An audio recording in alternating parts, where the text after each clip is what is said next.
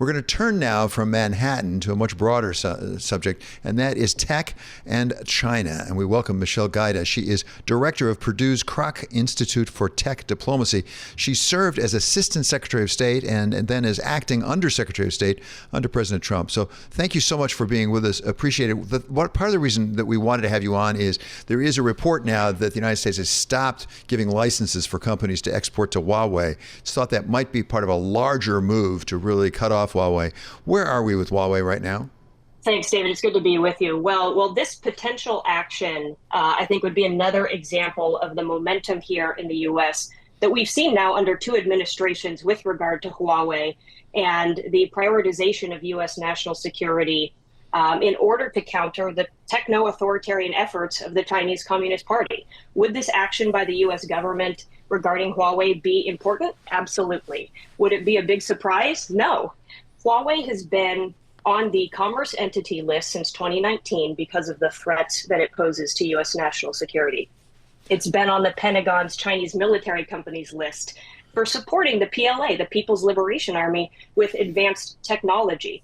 So Huawei has inextricable ties to the CCP. It is a national champion of China. It is the backbone of China's surveillance system that it not only wants to use at home, but export. So going back to when this all started in 2019 and in 2020 with the Clean Network Initiative to defeat Huawei and to secure 5G, that ultimately included 60 countries. It represented 2/3 of global GDP. There were 200 telecom companies as a part of that. So when it comes to the status of Huawei, there is not only bipartisan recognition in the US, and that's extremely rare, as you know, but bipartisan recognition in the U.S. of Huawei's threat to national security, and also an international consensus among partners, among allies, of its threat to international security. And this potential action would be another step toward addressing that threat. Yeah, as you suggest, the one thing that in Washington people seem to be able to agree on is China and some of the threats that it poses.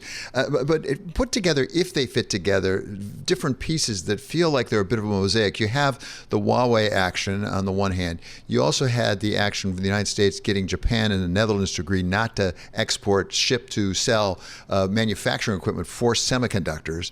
And then you have the TikTok issue. There were some people want to ban that altogether. Are these disparate things, or do they fit together into a larger policy from your point of view? Yeah, David. And then you could also throw in there the recent Chips and Science Act in the United States to bolster U.S. competitiveness on chips. So whether it's Huawei, whether it's TikTok, chips, Japan and Netherlands now joining the U.S., you have to ask, what's at stake here? What is this all about? This is about a four-dimensional contest between freedom and authoritarianism.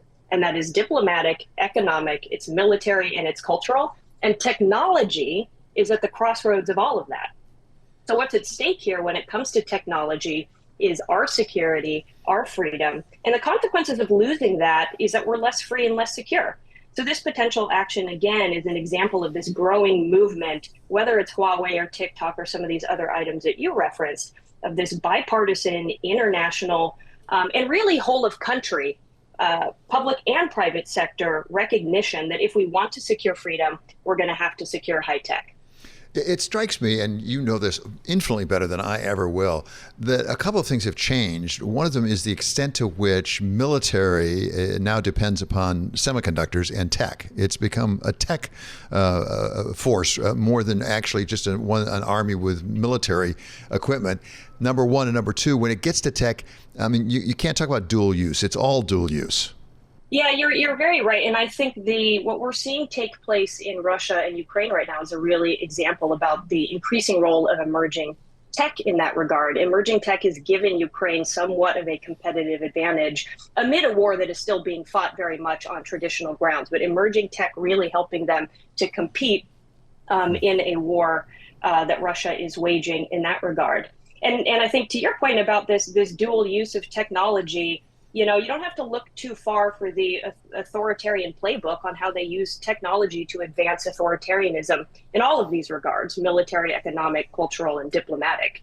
Whether it is the Chinese Communist Party and a surveillance system, and again, Huawei is at the backbone of that. Whether it's Russia using technology to advance propaganda not only at home but abroad, or pressuring companies like Google and Apple to remove voting apps from their platforms. You've got Iran that is using internet shutdowns to clamp out on protests that have been taking place there since the fall. So there is an authoritarian playbook for how they are using technology to, yes, advance their military efforts, and then in many other ways, utilize and export authoritarianism.